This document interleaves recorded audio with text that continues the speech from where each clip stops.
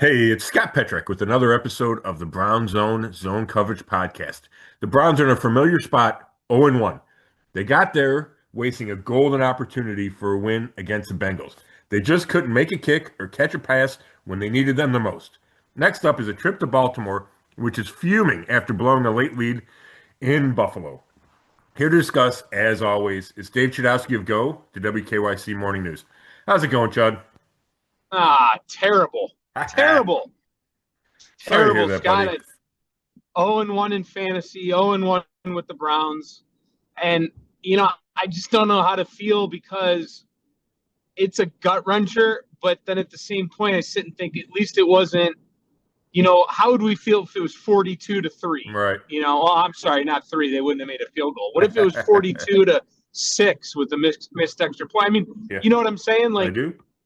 I think our analysis last week, Scott, was spot on. We both predicted the Browns to win. In my mind, they won.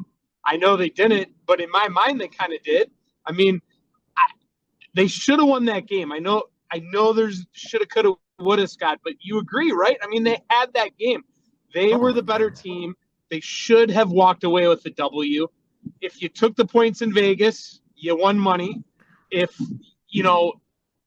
I think everything that kind of happened was the way I felt it would go. I thought that you could argue Cincinnati's a better team because they found a way to win, and the Browns kind of dominated and still lost. So, in that regard, you could be like, wow, the Bengals, I mean, they're the better team. But I don't know. I'm starting to ramble on here. But do you feel me, Scott? Do you feel me? I do. I feel you, Chud. Yeah, it's interesting, and I was talking about this yesterday. It's a matter of perspective. And obviously, my biggest takeaway is they should have won the game. It's brutal that they didn't. We know how tough the next 5 games are going to be. I think that could have been the easiest of the 6-game opening stretch. We talked going in that it was a hugely important for them to get off on the right foot, get a win because of the schedule, do it at home. Bengals are vulnerable, all those things. And to have the chances to do it and to have your defense play as well as it did, especially after that opening drive, and be in position. And Joe Flacco played really well. I'm not sure, I know he threw 2 interceptions. I don't think either of those is his fault. So you say Joe played pretty mistake free, and yet you still managed to lose the game. And it's so easy to point out why they lost the game. And, they'll talk about it being a team loss, and that's what they have to say. The kicker makes kicks, and the receivers drop passes or catch passes in key moments, they win this game. So there's Yeah. plenty of positives you can take. I mentioned the defense. The rookies, for the most part, played well. So you can look at that, and yeah, if you want to take a giant picture view, hey, it's good, and maybe they're heading in the right direction, and this is the blueprint for possible success this season. But they let one get away that they should have won, needed to win, and it just makes everything moving forward more difficult. Yeah. What do you think's worse, the missed kicks or the drop passes? And I'm going to answer, and this might surprise you, and a lot of people probably won't agree. As bad as the missed kicks were, the drop passes piss me off more, if I can say that on here. Sure. The first interception took away the momentum that they had. Yeah. They could have really kind of, I don't know, if put the game away, but they had the momentum. That changed the momentum in the direction of the game. And then they still have a shot, Yep. right after everything's done with the missed kicks. They still have a shot, and the second interception, the second drop ball Right. keeps the chance of making a comeback there. Another one. So I don't know. Another thing too is, I mean, it's a rookie kicker making his debut. I'm not making excuses for him. Believe me, I'm not. But I think I'm more annoyed by the drop balls. Interesting. I'm going to go the other way just because I'm hard on kickers, I think. And, receivers got other stuff going on, right? They're running and trying to catch, and they're tired, and it doesn't excuse them. That's their job. But the kicker has one job, and it's a 33-yard extra point and a 36-yard field goal. And he makes either of those, and, maybe you're in overtime, maybe you win. it's a different feel moving forward, right? Even if he makes the extra point. And I get what you're saying. That first interception leads to the Bengals go ahead winning field goal. And if they don't have that interception, maybe the Browns are up 2 points and the defense is playing so great that the second kick never matters, right? So I understand what you're saying. Those guys get paid more than the Yeah. kicker does, right? So I get your point. I just it just feels like the kicker should make those kicks. I mean, it doesn't feel like he should make those kicks. Well, It's I mean, easy to point to that. That's where I'm going first. yeah, so it's easy to make that kick, just like when you blow a putt on the golf course. What's your excuse? Were you running around like all these receivers? No, but I'm not a professional golfer. No, I mean I get it. Like I get it. Which leads me to this, Chud. What do you do about kicker? Um, Yeah, do you have that was going to be yeah? Do you that's have the that was quick my hook? that yeah, that was going to be my opening question, but it took me a while to get there. So let me set you up. Instead of you asking me, what from what you heard from Stefanski yesterday and what you saw and what the players said Yeah. on Sunday, do you think they can go back to him? They say right now they are. Will they go back to him, or do you think that they'll bring someone else in? I think they're going to go back to him. I would go a different direction if it were up to me. Okay. But Stefanski didn't give a good answer. Like when he said, "I'm still focused on Sunday." When asked if he'd think about making a change, when he got asked about it Monday, he said about 4 or 5 times that he trusts Andre Schmidt. So I felt like he was laying the groundwork to keep him. But this Monday, Tuesday would be the time to bring in guys for tryouts. I'm sure the pro personnel department is looking to see who's available, if there's an upgrade out there. Um, I, so if they bring him back, that's fine. I understand that it's one game and this is guy's first game, and you hope he gets better and you hope he settles in. And I believe in overall patience. I just think kicker is such a difficult position because there's no backup, right? You can't make an in-game switch, and there's just some spots where you need the guy. You can't go for two every time. You can't pass up 40-yard, field goals on 4th and 8. Like there's just times you got to send the kicker out there, and I think it's really difficult as a coach if you don't have that confidence, that trust in the kicker. And how could your confidence be the same after what happened against the Bengals? I just got really difficult. And maybe the new guy's not any better, but at least you just didn't see him miss 2 kicks. And I understand what's the dynamics in play here. There's not 32 great kickers in the world. So teams are struggling to find one. If you don't have and so is the guy out there better than Schmidt? I don't know. I mean, the Browns could have brought that guy in a week ago. So I get that the options are limited, but I also feel like unless you have a guy that has such a proven track record, right? A Chris Boswell, a Justin Tucker before the last year or two. If you have those guys, you can live with the misses because you know what they've done.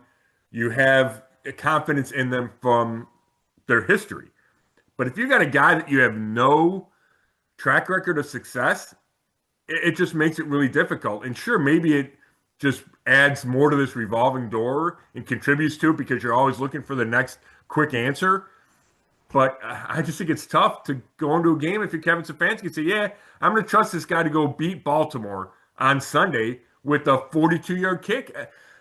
I don't know how you sleep at night with that in the back of your head.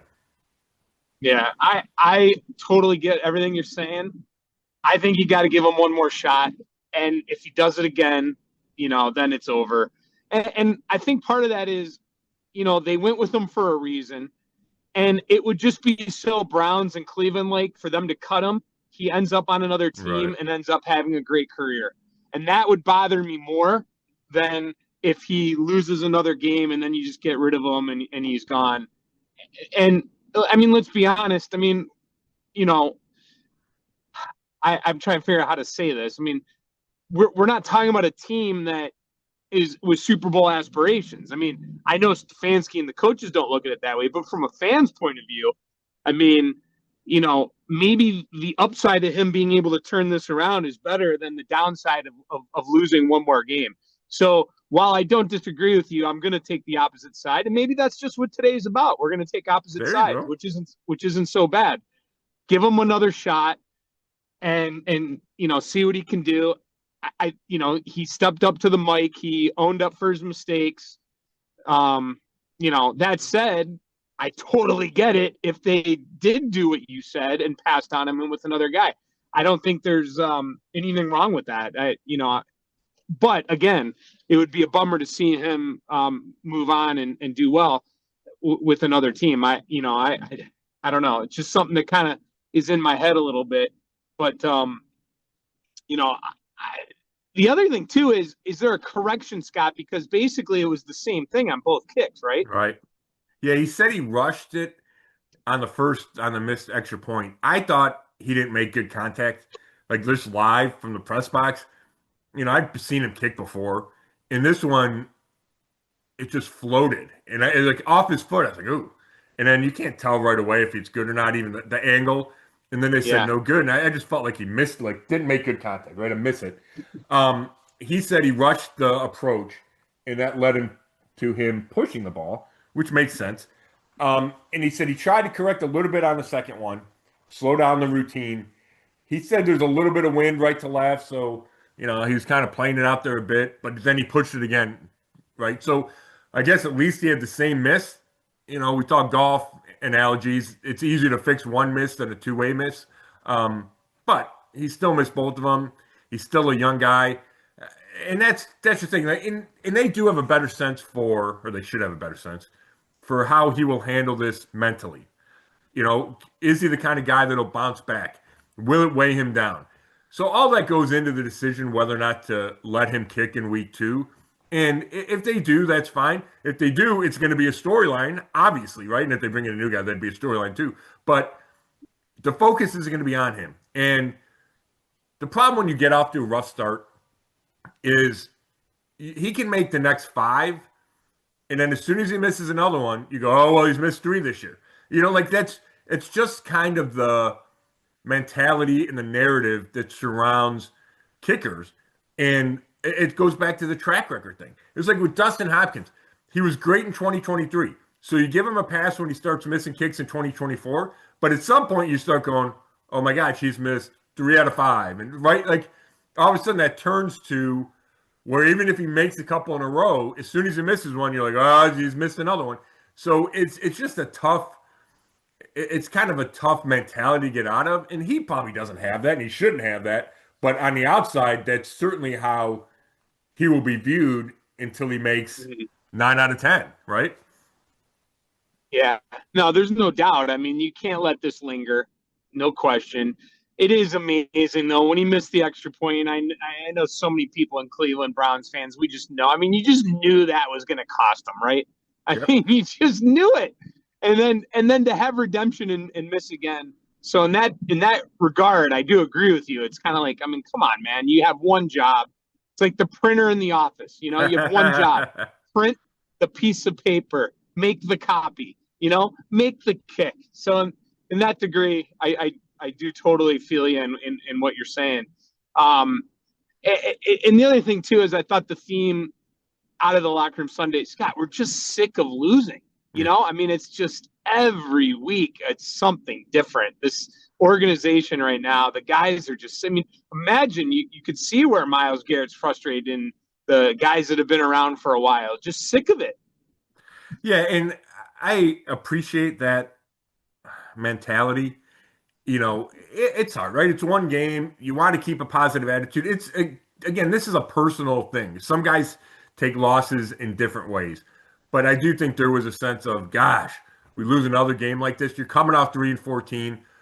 That's always going to be the backdrop until it isn't. So I like that guys had that. David Njoku talked about having to play pissed off this week or practice pissed off so they could, just have that mentality about them that was going to be necessary for them to bounce back heading into Baltimore. So I think that's the right approach. And again, it's one game, but is it a test of their resilience, their culture? Sure. And that might be a little broad. And, if they go to lose Baltimore, Baltimore's a Super Bowl favorite. I don't know if that's the end of the world. I'm certainly not, it's not unexpected. They're like 12.5 point underdogs. But they have to show the ability to put that Cincinnati in behind them, regroup, and come out and play even better week 2. Like that's the test for this team. Can you improve on what you did in week 1, fix those mistakes, and at least be in this difficult game and have a chance to win in Baltimore and show that you didn't just, go into a shell after you lose a difficult game against the Bengals. And we'll get to that 12.5 spread later, no Yeah. question. That's definitely going to be something we talk about. But how about Flacco? I mean, as of right now, they made the right decision. I mean, obviously, all right. So maybe if they start one of the rookies, they win the game. We don't know that because it didn't happen. But the bottom line is Joe Flacco didn't lose the game. I mean, I thought he looked pretty good. What'd you think? Yeah, I thought he looked really good, Chud. I think he threw for 290. Yeah, we talked about those 2 interceptions, and those were killers, obviously. But both of them go off the receiver's hands. The Judy one it's tough to assign blame on that. Joe's getting pressured. Joe Bitonio gets beat, but then he hangs on to his guy. And when I say hang on, like the linemen always talk about straining to the finish. So Bitonio was beat, but he kept contact with his guy, kept fighting, allowed Flacco to slide in the pocket. Flacco's a little off balance, but has Judy open over the middle, throws it. It's a little low, but we've seen that catch made a million times. But Judy goes to make the dive and catch, and the way it hits his hand, it pops up, interception. And then the Cedric Tillman one hits him in the hands, pops up, interception. That ends the chances for a win. My point is the 2 turnovers I do not put on Joe, and that's the biggest question mark with Joe is can he protect the ball? And I thought he did. So I thought he played well. I thought he managed the game. I think the one interesting point, and obviously he put him in position to win and did that multiple times. To me, the one interesting thing about Flacco, he did not take a lot of chances downfield. And I'm not sure he took any chances downfield. And how much of that was, okay, we're going to be really careful with the ball because that's been the message. How much was it Cincinnati's defense? Because we're so used to seeing Joe do that. And maybe the Browns didn't have, that in the game plan, or like I said, maybe Cincinnati took it away. I would say the Browns don't have receivers that can do that, but Jerry Jeudy can do that. Isaiah Bond can do that. David Njoku can run down the seam. And they didn't have those. So maybe that was a week 1 thing. Maybe they're saving that. But I thought that was interesting because I'm used to seeing him, we see he's got a huge arm, right? And for him not to do that struck me, and I didn't get a chance to ask him about that after the game. I certainly will this week. But does that change moving forward? Or is there such a focus on ball security that it's a lot of underneath stuff? And it worked this week because they went with, to some degree, because they had 4 drives of 10 plays, at least 10 plays. That's hard to sustain, right? You need some chunk plays. So I think that will change. I think it's probably just a week 1 thing. But it was the one I thought he played great. And I'm not saying this affected my grade of him. I just thought, that's unusual. I think the next topic would be defense, Scott, but let's save the defense and just continue on with the offense here and kind of following up on Flacco. What do you think of the run game? I thought that that's definitely something that wasn't the shining moment necessarily, although Samson looked pretty good. Well, he looked good. He looked good. He looked better receiving the ball, right? Out of the backfield with space. Way better. He averaged, I think, 2 yards a carry, which is what the team averaged. They just didn't have a lot of room to run. Joe Bitonio blamed missed assignments. Stefanski mentioned guys getting beat one-on-one up front, which is always the tail of the run game. Samson, and I'll do a quick rookie cider here, Chud. Samson was one of the rookies that stood out. Harold Fannin Jr., Carson Schlesinger. I thought Mason Graham was pretty good, defensive tackle. It's not always easy to tell. But, Kevin Stefanski liked how he played. I thought, obviously the defense played great, so he's part of that. So those are 4 rookies that I thought stood out. Was it perfect? No. Samson, I mentioned, didn't run the ball great out of the backfield. I don't know how much of that's his fault. You can see, he's 5'8", 200 pounds. And he can make guys miss in space. And I talked to one of his college coaches, and he said he can break one tackle. That's what he does, and he does it consistently. The problem is, can he move a pile? No, he's not that kind of running back. So when aren't lanes and there's not space, it's tougher for him, and he's not going to fall forward for a bunch of yards. So I thought he was still effective, and you saw why the Browns in the spring were thinking about using him in the slot as a receiver, because there was one play where they lined him up in the slot, and he got open for a first down, and I immediately said, "Oh, that's what they've envisioned." So they switched him into the backfield when Quinshon Judkins wasn't here. So I think with Judkins now coming back, and we'll talk about that, eventually it will allow the Browns to use Sampson more like they envisioned, which is change of pace in the backfield, catching the ball, whether it's out of the backfield or in the slot. And we saw that he can be effective doing that. I thought Fanu was really good. He was out there a bunch. Joe Flacco targeted him a lot. The only drawback is he had one of those big drops. And it was him on third down. It was Jerry Jeudy on fourth down back to back. And they were on the edge of field goal range. The Browns didn't try to kick a long field goal, which I understand. And then they have those two drops, and that takes points off the board, right? We talked about the drops leading to interceptions. These also took points off the board. So, but overall, Fandler was really good. Schlesinger had 8 tackles, quarterback hit. So, but the run game needs to be better.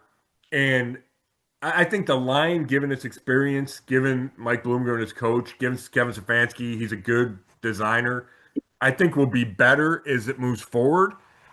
And one of the keys is going to be having Judkins back. And he signed his contract Saturday, and, deadline spur action is if he doesn't sign Saturday, he misses a game check Sunday. So that's why he signs.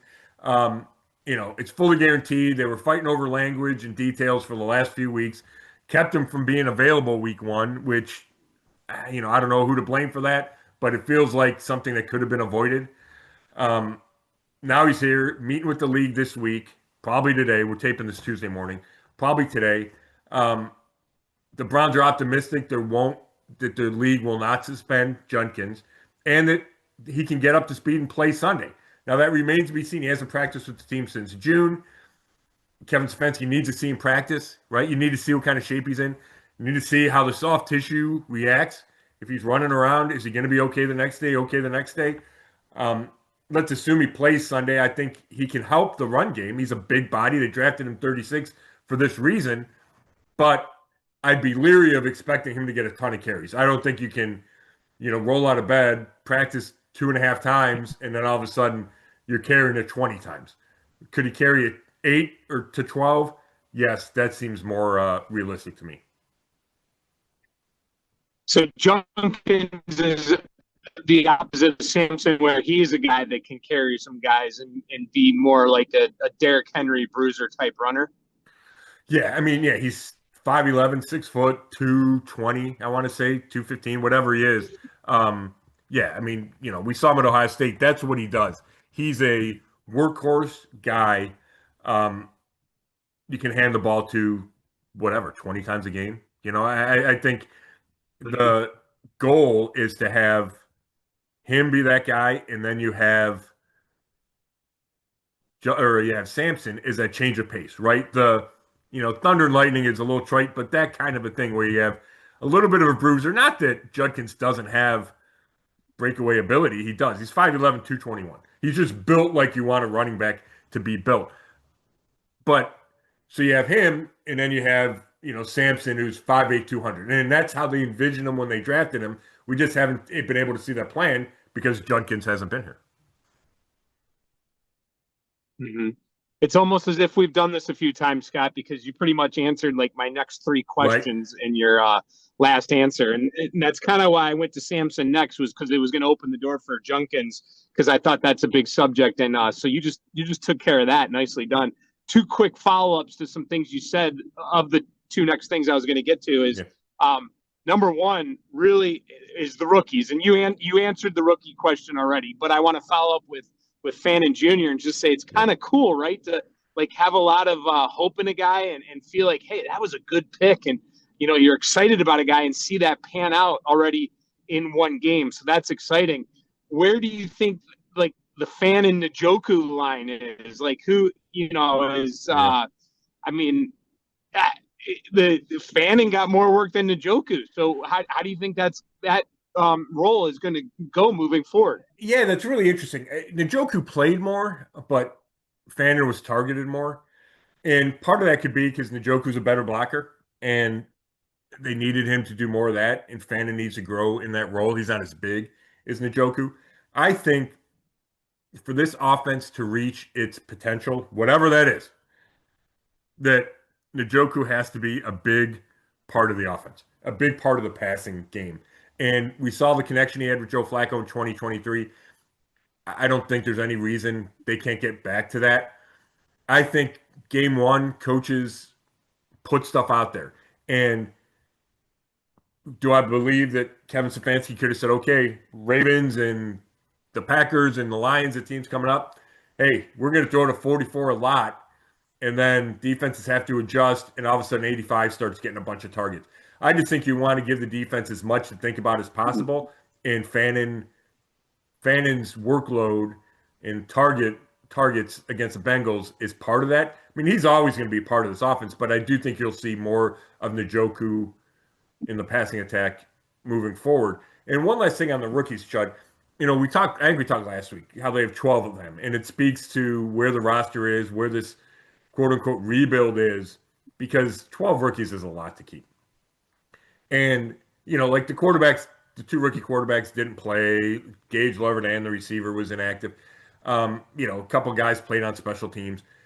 So it wasn't like, they had 12 rookies playing every snap.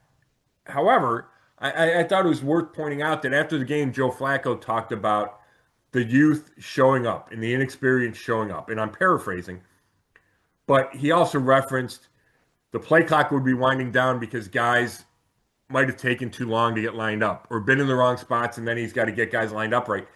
And when you lose a game by a point, it's the little things that matter. And there's going to be growing pains, and that's just to be expected, but that's part of keeping 12 rookies. And if they lead to losses, then, I get that that's part of where they are, but it's also the reality of where they are, which can be painful and it can cost you games. I'm not saying it necessarily cost them this game because we already talked about the biggest reasons, but it's something to monitor. And how fast do those growing pains go away? Do these rookies learn quickly and settle in, and those mistakes don't happen, and everything moves quicker? I think that's something to keep an eye on because Kevin Stefanski keeps saying, "Hey, we trust these guys, and we're going to play them, and we're confident in them." Well, then you can't have. Well, you don't want to have the rookie mistakes, which are probably bound to happen. But again, you know what I'm saying? That it's a reality, but Yeah. they put themselves in this situation, I guess is what I'm saying. And it was obvious enough for Joe Flacco to mention it. So that's something that needs to improve moving forward. Yeah. Scott, do the Browns have a number one receiver? I think it's Jerry Jeudy. I do. I think he finished with 6 for 66. Had the ball go I off mean, his hands, had but the a number drop. one like other teams have. Well, Jerry Judy's not, Malik Neighbors. He's not Justin Jefferson. He's not, well, shoot, he's not Jamar Chase, right? But he was a Pro Bowl player last year, Chud. I think you can live. I think you can succeed with Jerry Okay. Jeudy as your number one receiver. You need better help. He needs better help around him. And Cedric Tillman showed up, caught the touchdown, and he had 5 for 52, but has a big drop at the end. Isaiah Bond, they were doing stuff with him, and it looked like he was trying to stretch the defense, and they threw him a bubble screen. He wasn't a huge factor or much of a factor. You need help around Jerry Jeudy because he's not that. No, he's not an all-pro, right? He was a Pro Bowler last year. Needs to show he can do it again. I just think it's more about the cast around him than necessarily Jerry Judy's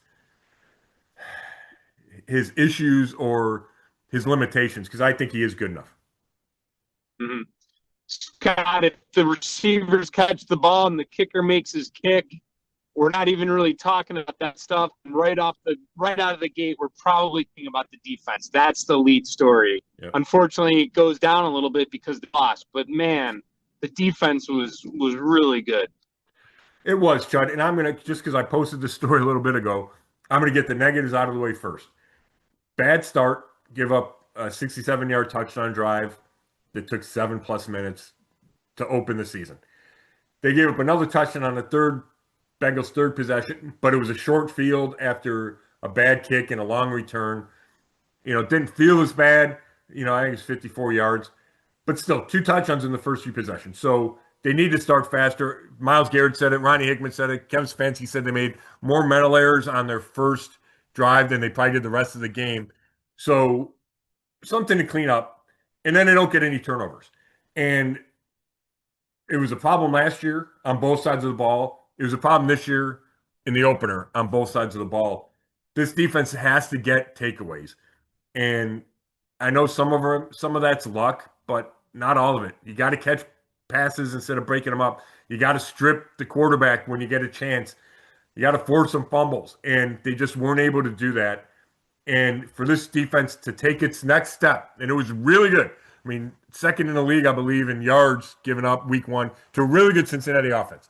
So I get it. They played great, played well enough to win in any measure, but can start faster and need to take the ball away to help that offense, give the offense more possessions and better field position.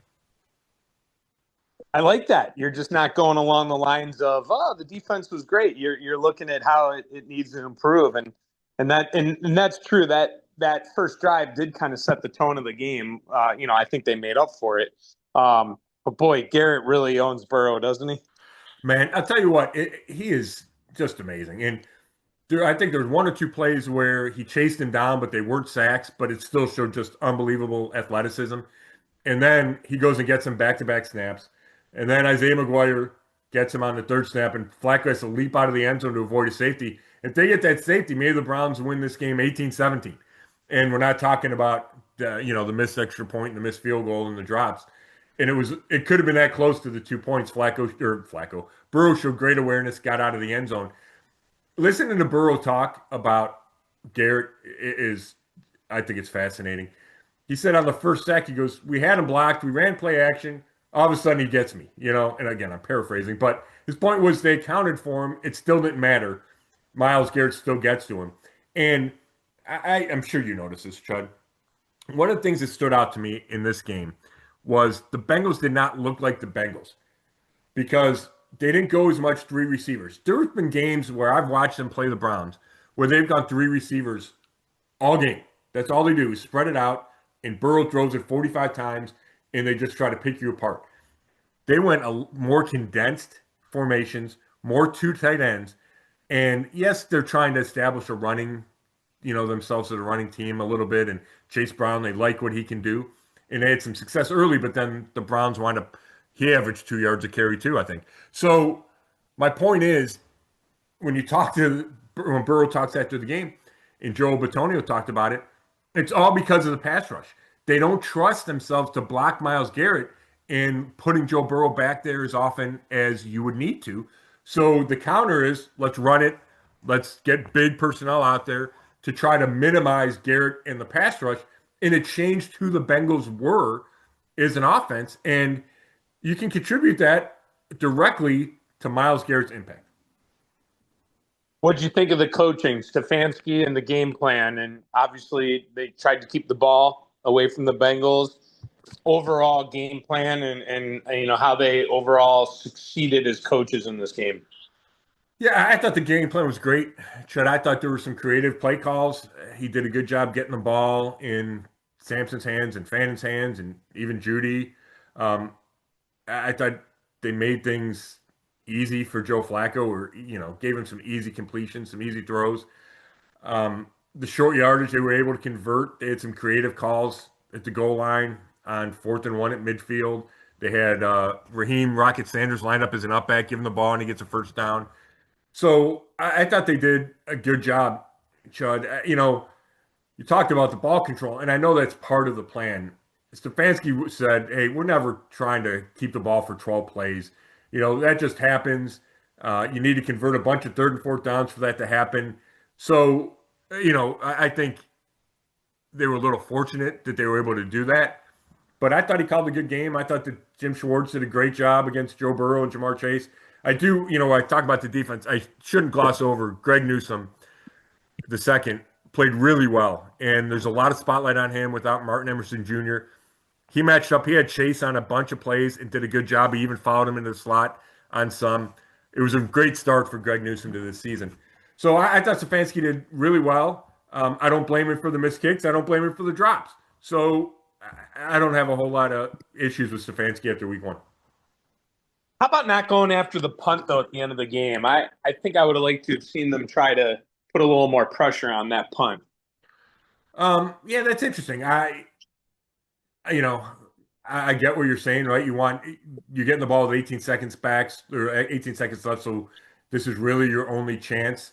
I know the punting team in that situation is getting it out so fast. Maybe they don't think there's any chance at all, but I hear what you're saying there. Was he asked about that, or did anyone bring that up? He was not. Okay. I thought I would have liked to have seen that to be a little more aggressive, but I get it. Overall, they're pretty healthy coming out of this, right? Yeah, it's only Jack Conklin with the poke. He got poked in the eye, couldn't stay in the game. Stefanski said Monday that he was much, much better. So, yeah, they're coming out good. Now, the only questions are, we mentioned Judkins, just where he is.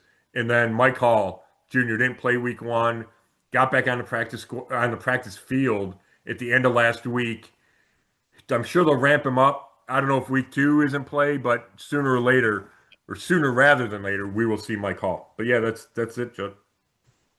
So we both predicted the Browns to win. We come up short on that. We both predicted them to win 7 games. After watching this first game, do you feel better or worse about picking them to win 7 games right now? You're not going to like this answer. I feel mixed. I feel like, hey, they showed they can win 7 games, but the Bengals was going to be one of those 7. Wow, that was no more analysis there. That was right to the chase. I mean, but the fact that they almost won and played them tough. I mean, it doesn't make you think that maybe they can, or is it kind of like, oh man, they're snake bit, and this is just the beginning of a long season where they win 3 games again? I guess that's your mix. No, I'm not. The snake bit is not part of this for me. It's the schedule is really difficult. They have limitations offensively. Are they going to be able to win 7 games against a tough schedule? And can they survive this gauntlet at the beginning? And if they come out 1-5, do they still have the will to keep fighting? Do they still stick with Joe Flacco? Right? Like, those are the big questions. The snake bit thing doesn't bother me. It's the fact that to get to 7, I was going back and forth between 6 and 7, and to get to 7, I felt like that Bengals game needed to be one of them. So you're more of like in the 5-6 range now? Yeah, I would say no. I would say I'm still 6 or 7, but if you asked me to pick right now, I'd probably go 6. Okay, all right. Anything else before we get to prediction time? I don't think so, buddy. Yeah, I mean, I think we just hit a lot, right? Yeah. Feels like it. Yeah, it does. All right, we're both 0-1. Oh, by the way, right now, your Super Bowl prediction based off of 1 week. What the Packers did is what I was hoping they would do last year for my prediction. Man, did they that looks good. And then the Bills, what a wild game that was, huh? Oh my gosh, I got home in time to see the end of it. Unbelievable. Which this leads us into the Ravens, right? That you think about the emotion from 1 week to the next, and if the Ravens won on the road week 1 in Buffalo prime time, do they have a little bit of a letdown against the Browns? I think that's possible. Like, I think that's kind of the NFL psychology from a week-to-week standpoint. Then they lose that heartbreaker, and you wonder, okay, does it devastate them, or do they come back, I mentioned in the open, fuming and fired up and determined to beat the Browns because they let that one get away? But yes, Buffalo, the fact that they could come back from 15 down in the fourth quarter, They get at least one big break on that tip ball, but Josh Allen looks phenomenal. Take advantage of that Derrick Henry fumble. So yeah, Buffalo and Green Bay look good, and then you get I would assume, an angry Baltimore team waiting to host the Browns. Oh my gosh, no question. Yeah, 12 and a half points though. Here's my question to that. So you have Flacco going up against his former team. You would think the Browns organization would be fired up with them celebrating their anniversary with the Browns coming in. Yep. It's not like they got rolled over by the Bengals. Baltimore's 0-1. I understand they're at home. I don't know. I would have not guessed 12 and a half. Like sometimes we like to guess lines. Yep. I love trying to guess lines. I would have guessed this to be more around the 8 area. I'm kind of surprised it's 12 and a half. What am I missing? It's a good question, Chud. I think Vegas is still down on the Browns and probably doesn't think they can score and keep up with the Ravens. I'm with you. Somebody asked me in the press box after the game Sunday, and I said 8.5. 8.5 or 9. Like, I was right there. And then it's 12 and a half. I was like, geez, that sounds big. So, I don't think Vegas changes a bunch after one game. And I think that's what it boils down to is the line was probably right around there even before there was any action Sunday, and they just didn't see any reason to move it. Let's not forget too, this Browns team has beaten the Ravens a few times. I mean, they've upset them. They beat them last year. Yeah, there you go. They beat them last year. All right, let's go to predictions. Do you want to go first or second? No, you go first. Me go first. All right. Yeah, I wouldn't be surprised if the Browns pulled the upset. Second game of the year. I am not sitting here telling you or the listeners that this is an impossible game to win. I mean, I don't know. Myles Garrett goes off and has an amazing game. The kicker actually makes the kicks this time. We don't turn the ball over. Maybe we force some turnovers, like you said. Is an important thing to do. Those are all the ingredients of going on the road and winning. That said, I mean, when it's a 12 and a half point, Vegas is Vegas for a reason. I'm going to say the Browns cover. It'll be kind of a wild, wacky game. I just have this weird score here. Okay. They just put up 40 on the Bills.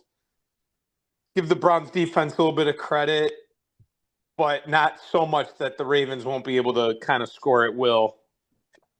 I think the Browns, though, I think Flacco, I think they'll be able to score too. I'm going a high-scoring game.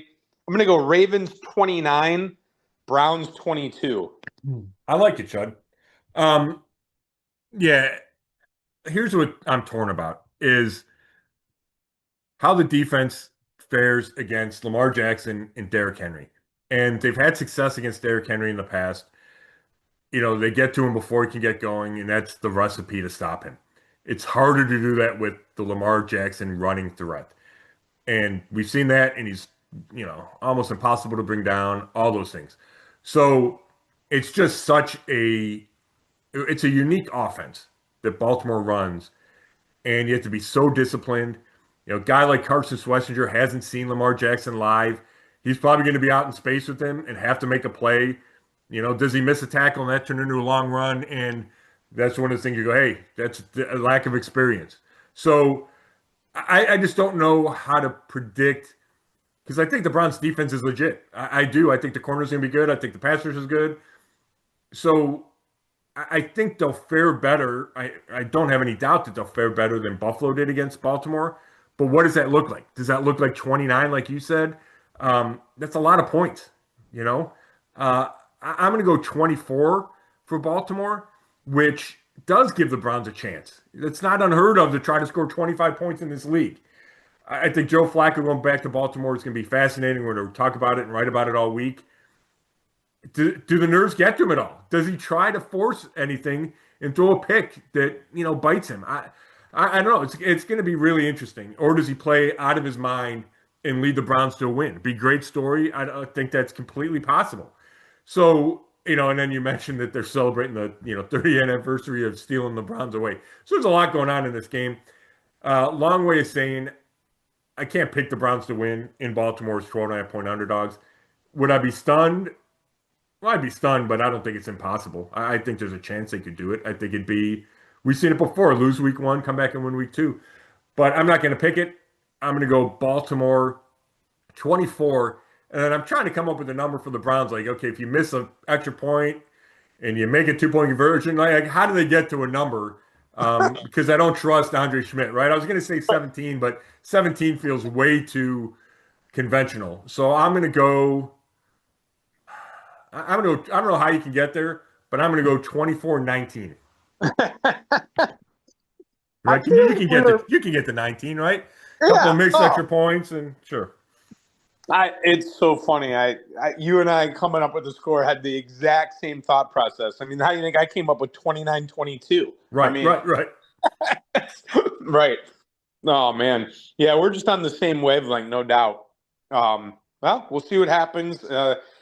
It definitely should be an entertaining game to watch, I would hope, and maybe they can pull the upset. We'll see. Yeah, it'll be interesting. I think it's a good game. I'll be there. I'm excited to be up there. I wasn't, for whatever reason, I didn't go last year, probably because they were terrible and it was late in the season. But yeah, I like covering games in Baltimore. I think the atmosphere is going to be fantastic.